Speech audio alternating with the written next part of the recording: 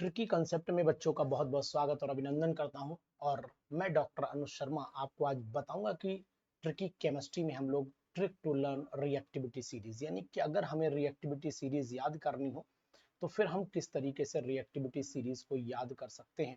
ये पूरी ट्रिक मैं आपको बताऊंगा, मेथड के साथ में बताऊंगा, इजी वे में बताऊंगा। तो आपको आज इस वीडियो को देखते रहना है और बहुत ही आराम से आप इजी वे में ट्रिक को याद कर लेंगे। बहुत ही इंपॉर्टेंट ट्रिक है ये, और ये ट्रिक आपको बहुत एग्जामिनेशन में हेल्प करेगी, क्योंकि इस ट्रिक के माध्यम से आप ये पता कर पाएंगे कि आखिरकार रिएक्टिविटी सीरीज में किसकी रिएक्टिविटी ज्यादा है और किसकी रिएक्टिविटी कम है। पूरी बात आप जानेंगे, तो वीडियो को देखते रहिएगा, ध्यान से देखिएगा। आपको किन किन एलिमेंट्स की जानकारी मैं यहाँ पर दे रहा हूँ वो चीज आप जाने। देखो मैं यहाँ से लिखता हूँ, ध्यान दीजिएगा। मैंने लिखा लिखो, लिखो पॉपुलर साइंटिस्ट, लिखो पॉपुलर साइंटिस्ट, लिखो popular scientist can can make can make a zoo। लिखो popular scientist can make a zoo in the in the low humid country, humid low humid country country more satisfactory, more satisfactory. तो अब आपने ये line याद कर लेनी है अच्छे से।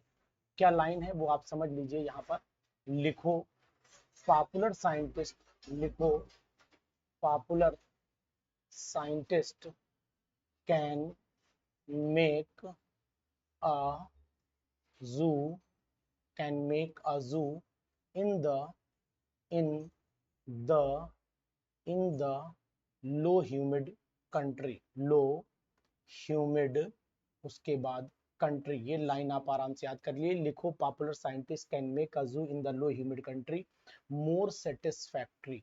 तो यहाँ पर मोर हो गया, यहाँ सेटिस्फैक्ट्री हो गया। अब इसके आगे भी है लेकिन बताऊंगा, पहले आपको बताता हूँ कि लिखो का मतलब क्या है। लिखो का मतलब हो गया लिथियम, पॉपुलर का मतलब हो गया पोटेशियम, एस का साइंटिस्ट का मतलब हो गया सोडियम। देखो लिखो पॉपुलर साइंटिस्ट है ना। कैन का मतलब हो गया कैल्शियम, मेक का मतलब हो गया मैग्नीशियम, ए का मतलब हो गया एल्यूमिनियम, जू का मतलब जिंक हो गया, आई आयरन से आया हुआ है, और टी द आया ना, इन द टी आया तो टिन का मतलब हो गया यहाँ पर, और लेड, एलो का मतलब लेड हो गया, और ह्यूमिड देखिए हाइड्रोजन हो गया, कॉपर हो गया कंट्री, और मोर मरकरी हो गया, और सेटिस्फैक्ट्री सिल्वर हो गया।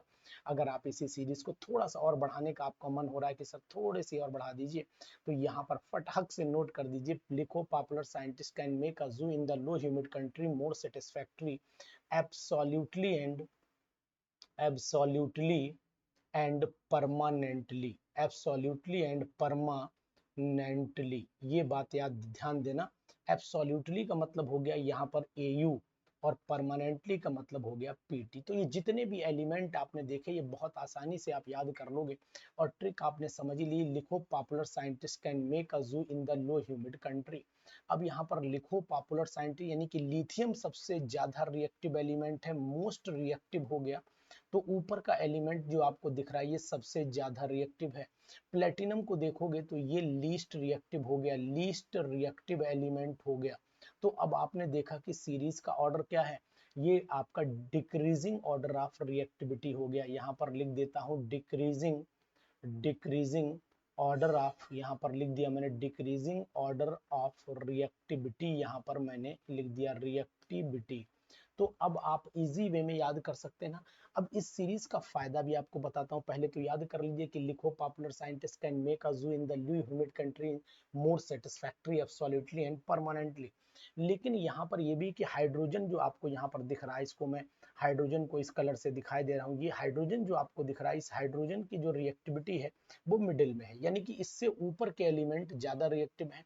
हाइड्रोजन अगर मैं यहाँ लिख देता हूँ तो हाइड्रोजन के नीचे जो है, जैसे कि अगर कॉपर लिख देता हूं यहाँ पर, और यहाँ पर मैं पीबी लिख देता हूं या जिंक लिख देता हूं, तो अब आपको यहाँ पता लग जाएगा कौन ज्यादा रिएक्टिव। लेड ज्यादा रिएक्टिव है, कॉपर कम रिएक्टिव है। यानी कि अगर हम आपसे कहें कि सपोज कर लो जिंक कि अगर H2SO4 से रिएक्शन कराई जाए तो ये हाइड्रोजन से ऊपर है जिंक, देखो यहाँ पर जिंक आपको दिखाई दे रहा है, तो ये इसको रिप्लेस करके बना देगा Zn SO4 और साथ में निकलेगी हाइड्रोजन। लेकिन अगर आपसे कहा जाए कि कॉपर की रिएक्शन करा दो डाइल्यूट H2SO4 से, तो फिर कोई रिएक्शन नहीं होगी, क्योंकि कॉपर की रिएक्टिविटी हाइड्रोजन से कम है और वो इसको रिप्लेस नहीं कर सकता। तो बहुत ही इंपॉर्टेंट रिएक्शन है ये। रिएक्शंस अगर जाननी है, ऐसी समझनी है रिएक्शन, और ट्रिकी वे में पढ़ना है कि आखिरकार किसने खोज की, किस रिएक्शन की खोज कैसे हुई, और पूरी केमिस्ट्री की जानकारी लेनी है, तो क्लास 11th और 12th के बैचेस भी हमारे चल रहे हैं, क्लास 11th एंड 12th। यानी कि क्लास 11th